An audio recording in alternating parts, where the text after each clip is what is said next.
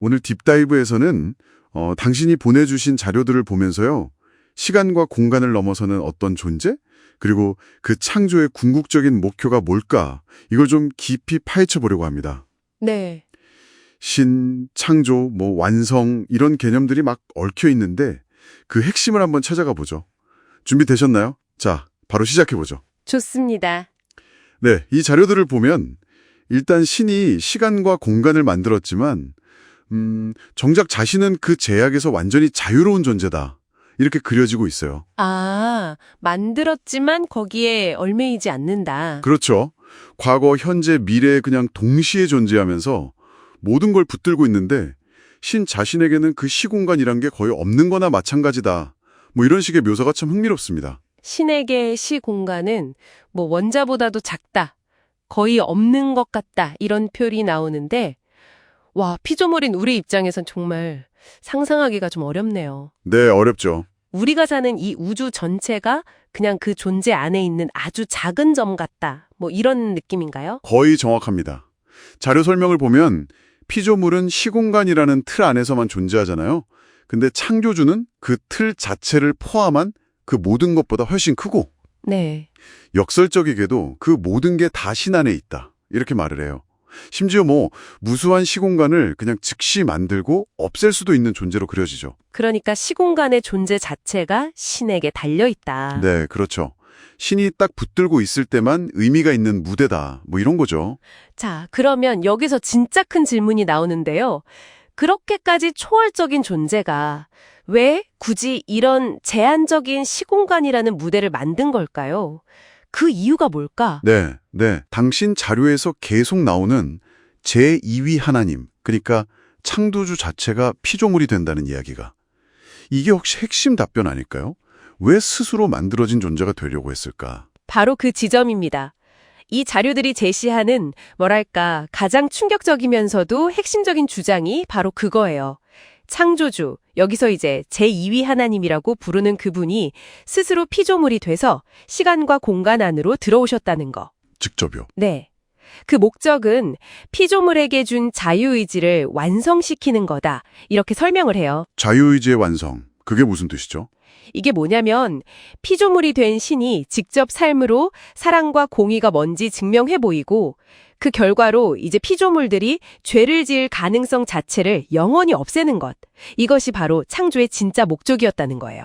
그러니까 십자가 사건이 단순히 죄 용서, 이걸 넘어서는 거군요. 훨씬 넘어서는 거죠.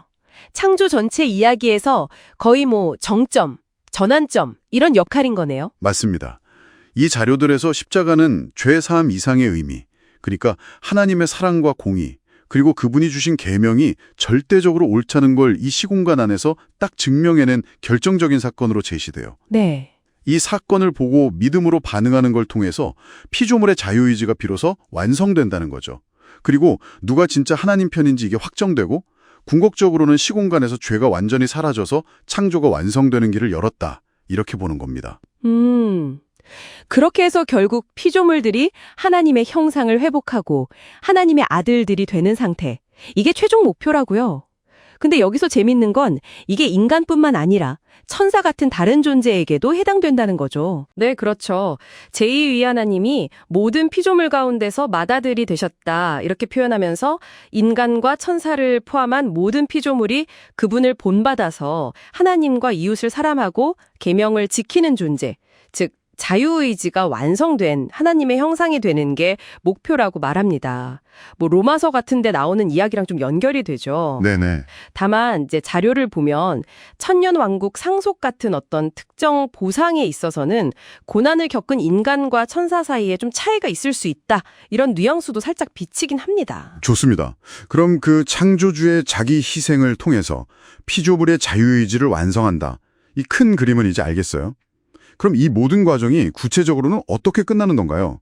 최종 완성까지 단계가 좀 있어 보이는데 자료에서는 어떤 로드맵을 보여주나요?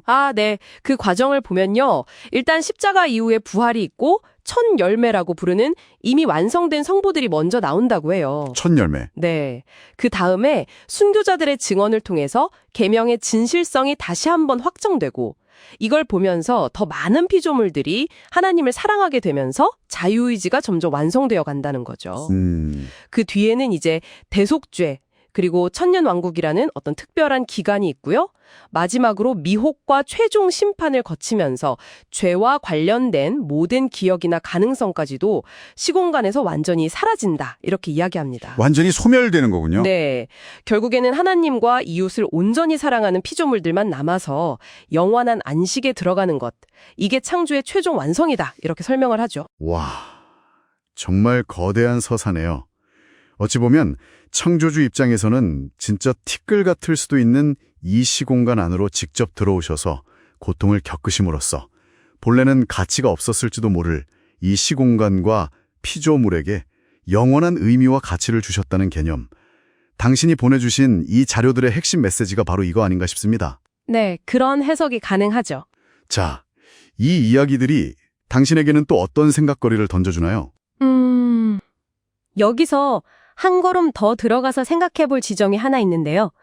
이 자료들은 완성된 자유의지는 결국 하나님을 사랑하게 되고 그래서 범죄 가능성이 아예 사라진 상태라고 말하잖아요. 네. 그런데 만약 그 완성이라는 결과가 필연적으로 하나님을 사랑하는 쪽으로 정해져 있다면 그 상태를 여전히 자유의지라고 부를 수 있을까 하는 질문이죠. 어쩌면 이 질문에 대해서 당신 스스로 답을 찾아보는 것도 이 딥다이브 이후에 해볼 만한 흥미로운 탐구가 될 것 같습니다.